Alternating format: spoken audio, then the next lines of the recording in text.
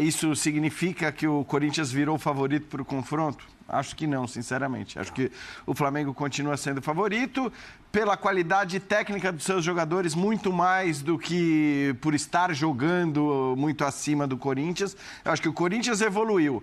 O Flamengo não evoluiu, mas ainda... Fala, nação.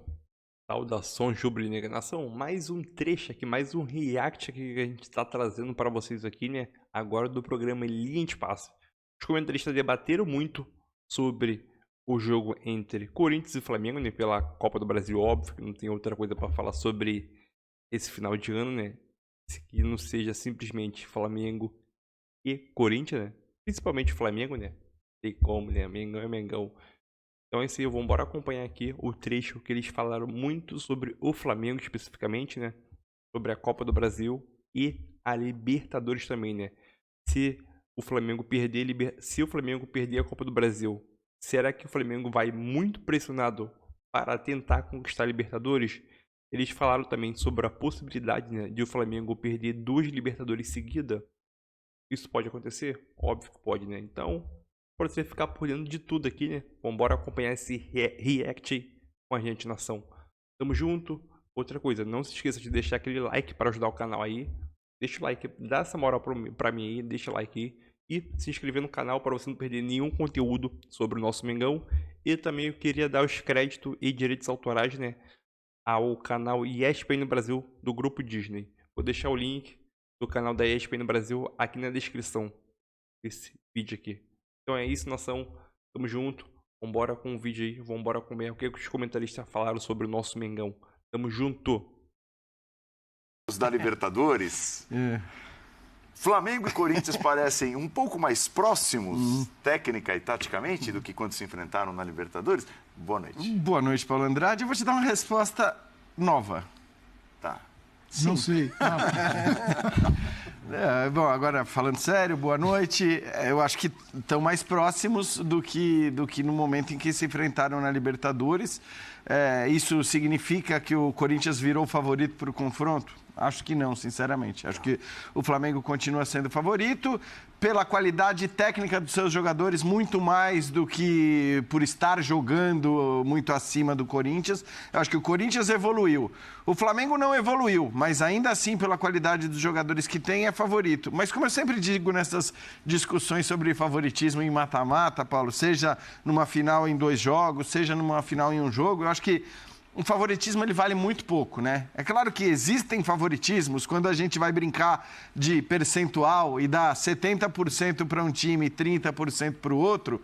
Aí eu acho que esse favoritismo ele é bem considerável, né? Algo que, tudo bem, a gente pode levar em consideração. De resto, para mim, favoritismo ele vale muito mais para campeonato por pontos corridos, onde você tem a possibilidade, a chance de tropeço, onde você não está ali suscetível a uma bobagem, a um erro do seu time, a um brilho esparso do outro time, a um erro de arbitragem, o que quer que seja, porque isso no mata-mata, o favoritismo ele se dissolve muito rapidamente. Então, sim, o Flamengo é favorito, menos do que era naquele momento, mas favoritismo também vale muito pouco nesses confrontos. Aí eu perguntaria, então, já pegando carona no sim do Jean, por quê?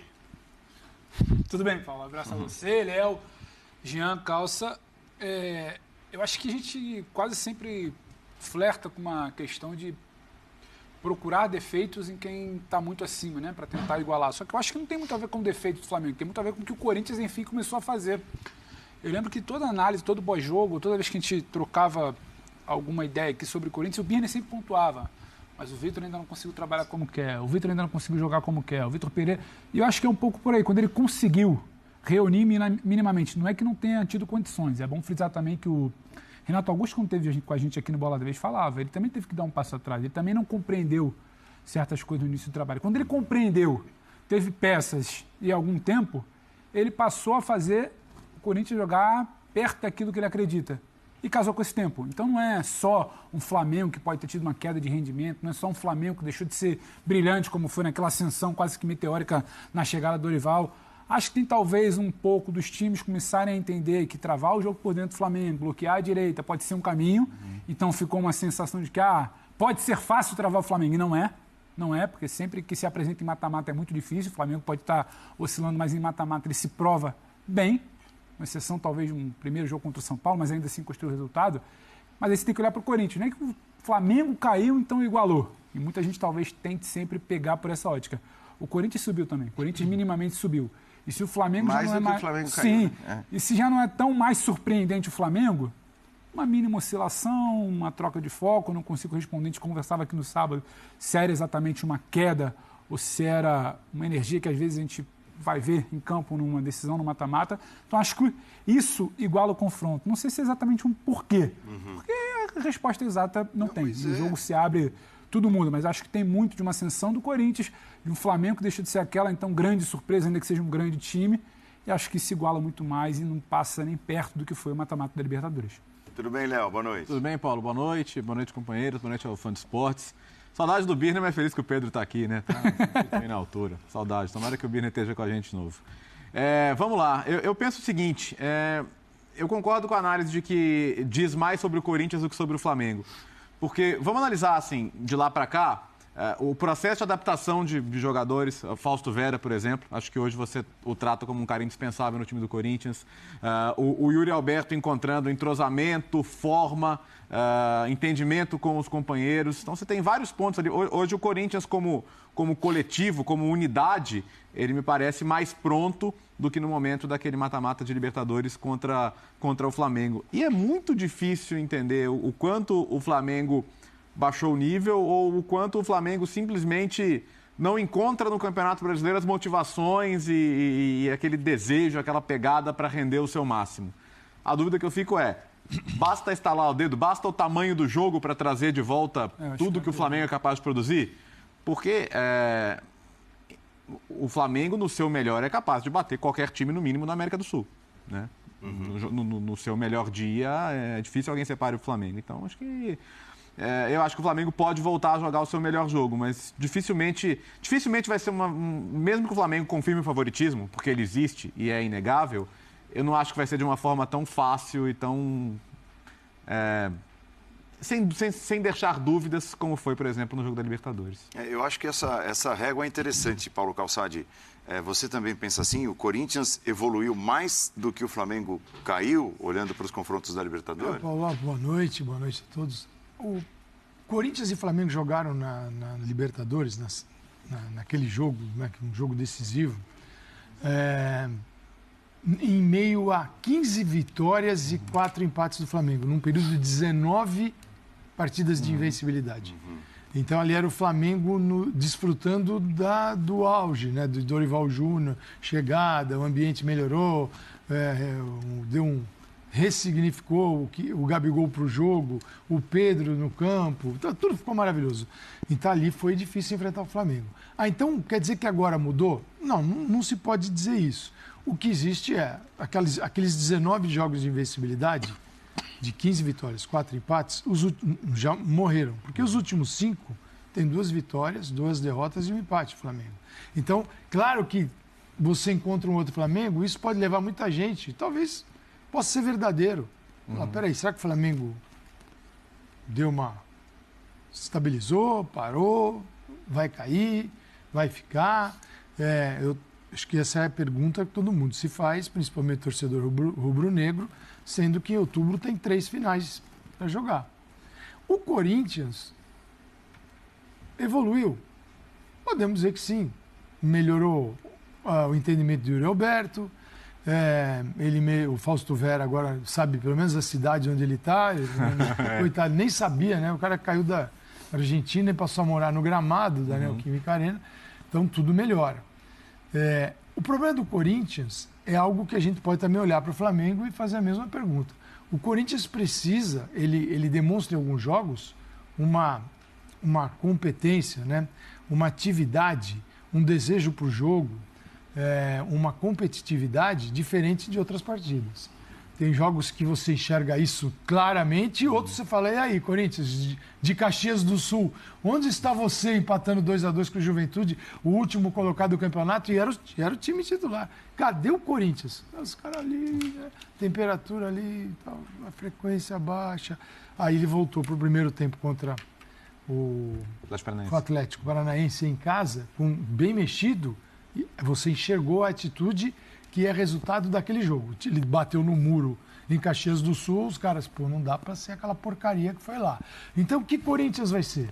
Esse Corinthians que está habilitado pelo treinador falar, esse é o jogo, e os caras vão conseguir enfrentar o Flamengo? Se não conseguir, pelo menos entregar isso dentro de campo, não passa pelo Flamengo. Mas, Calçado, você não acha que nesse aspecto, assim, acho que não tem muita discussão, que esse é o jogo em que o querer competir, o estímulo e tudo mais... Ele falha, Jean.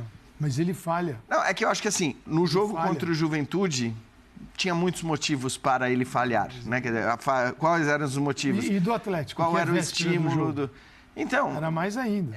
Mas eu acho que assim, o que eu estou querendo dizer é que o não aparecer é mais o nível do adversário talvez pode explicar. Não, todo o contexto do jogo, né? Imagina o que vai ser esse jogo agora. Eu acho que tem um ponto e aí vale para os dois, eu acho, essa coisa do competir e dar o máximo nesse jogo, tanto Corinthians como Flamengo darão. Agora, a questão é o que o Léo estava falando. Se você querer competir, você querer dar o máximo, você ter todo o estímulo do mundo, é o suficiente para você jogar o seu melhor. Eu acho que o que pega nesse ponto que o Jean toca, que eu também não acredito que o Corinthians seja abatido pelo que aconteceu em Caxias do Sul. Não digo abatido, eu digo que Caxias foi uma pancada muito forte para o time titular, tendo que jogar com muitas reservas no sábado, e no sábado e no meio de semana ele deveria ter tido o mesmo comportamento. Mas aquela coisa que você fala, pode acontecer, da final, eu acho um pouco mais improvável, eu estou com o Jean, porque justamente todo esse debate nosso, o Corinthians evoluiu, é o maior Corinthians e Flamengo da história, a chance para resolver alguma coisa talvez seja o jogo de Itaquera, eu acho que tudo são muitas nuances ali que, para mim, impedem essa coisa, mas o Corinthians talvez tenha sentido alguma coisa. A gente apostou que ia ter uma mobilização que não teve. Eu acho que tem muita coisa jogando a favor para estar uma mobilização do Corinthians. Eu não consigo ver esse Corinthians titular de Caxias do Sul espelhando alguma coisa na final de Itaquera, no primeiro jogo de Itaquera. Eu acho que naturalmente... É claro que não é uma resposta exata nossa, a gente projeta. Mas não é convicção, mas eu acho que a gente vai estar perto de algo de um Corinthians muito ligado por tudo que está envolvendo. Inclusive pela confiança, inclusive pela situação. Final, nós podemos dessa vez. Mas vale para o Flamengo também. Porque mas é o seguinte, a gente vai encontrar aquele Flamengo lá, ou esse Flamengo de agora? É claro, mas mexeu. O Flamengo tem mais dúvida. Aquele outro Flamengo lá também jogava com reservas e os resultados apareciam. Flamengo talvez então não dá para dizer, mas aqui os reservas estão atrapalhando, não é isso. O auge do Flamengo foi alcançado e será acessado novamente, ou agora é uma linha de normalidade? Normalidade num nível muito alto, mas não no auge em que esteve. Se isso for verdadeiro, aí para o Corinthians é mais interessante, de ter um Flamengo não naquele nível dos dois jogos da Libertadores da América. Eu não acho que isso vai ter influência em diminuir o nível do Flamengo, mas para o Corinthians são os dois jogos mais importantes da temporada. Para o Flamengo são o segundo e o terceiro jogos mais importantes da temporada. O primeiro vem no final do mês.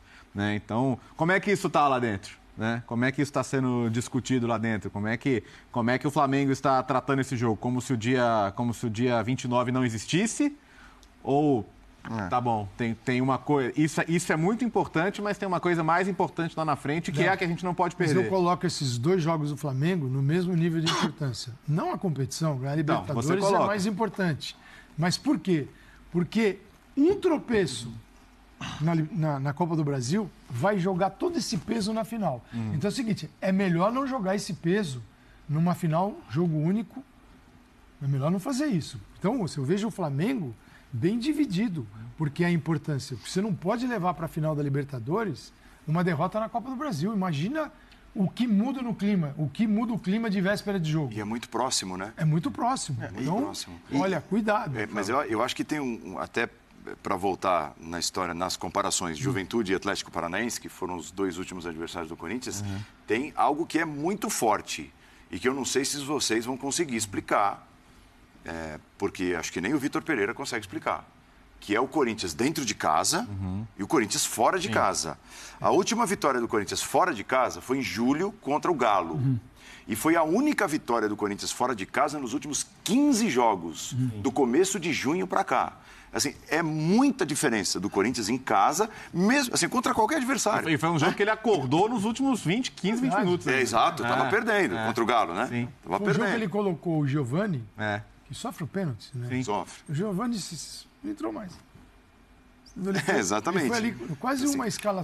Entra aí. Eu vou até aproveitar para perguntar sobre a importância desse primeiro jogo para o Corinthians, que é o jogo dentro de casa. Porque assim, a diferença é abissal. O Corinthians, olhando para assim, a fatia que começa do início do Campeonato Brasileiro e pegando Libertadores, Copa do Brasil, o Corinthians tem uma derrota em casa na temporada, que é pro Palmeiras. O Jean falou 70-30, Jean? Ou você estava usando só um número genérico? Não, eu estava dizendo que se fosse 70-30, aí tudo bem. Eu acho que você pode até dizer que é um favoritismo muito significativo. Para mim não é 70-30. De maneira alguma, assim. Vamos supor, acho que é muito mais equilibrado. Que seja 60-40, 65-35, vamos lá. Não, 65-35 já acho muito também. Vamos fechar em 60-40? Quanto seria se o Corinthians... 60-40 e 55... Quanto seria se o Corinthians não ganhasse o primeiro jogo em casa? Então, aumentaria muito. Esse é o ponto. Então, eu acho que... Claro que tudo é possível no futebol, já vimos coisas incríveis, já vimos o Santo André ser campeão em cima do Flamengo no Maracanã. Duas derrotas na temporada, uma foi pro Flamengo. O Paulo estava lá, né, Paulo? Pela Libertadores, tava lá trabalhando. Pelo Palmeiras, pelo Brasileirão. Então, a gente já viu coisas incríveis na história do futebol e de times com muito menos camisa e tradição. Mas, sendo bem realista... Eu acho difícil que a conquista do Corinthians passe por não ganhar o primeiro jogo. Então, eu acho que é muito importante. Porque, assim, você pode até querer discutir o que é, né? O que faz com que seja assim. Essa é uma boa discussão. E acho que, às vezes, nas discussões de mesa redonda, a gente tem certezas que não dá para ser certeza, né? Por quê? Porque a torcida... Pode ser que seja isso, pode ser um costume com o campo. Tem uma série de motivos possíveis para fazer com que o Corinthians tenha... Agora, é um fato.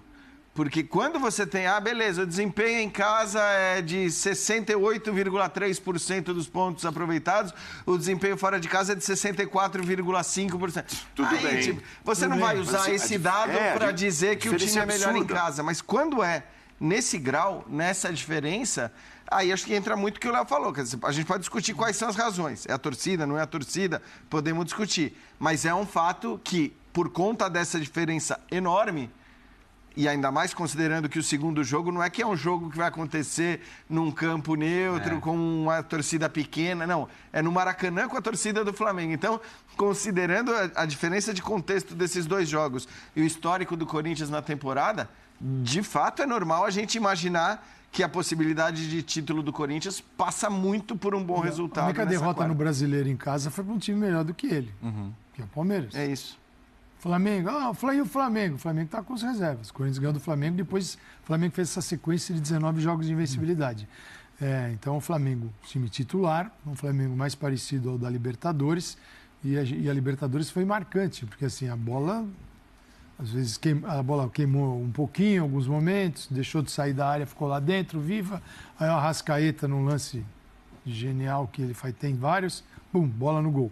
Então é atenção máxima, um time com uma atitude competitiva rara, eu digo, que ainda não foi vista, superior. Você tem que ter tudo, uma atenção com e sem a bola. Você tem que ter o melhor jogo do Corinthians na temporada. Agora, a menos que, porque é isso imaginando que o Flamengo possa vir para Itacara e dar o máximo. Não sei se vai dar o máximo, se o Flamengo vai jogar. As coisas acontecem no futebol.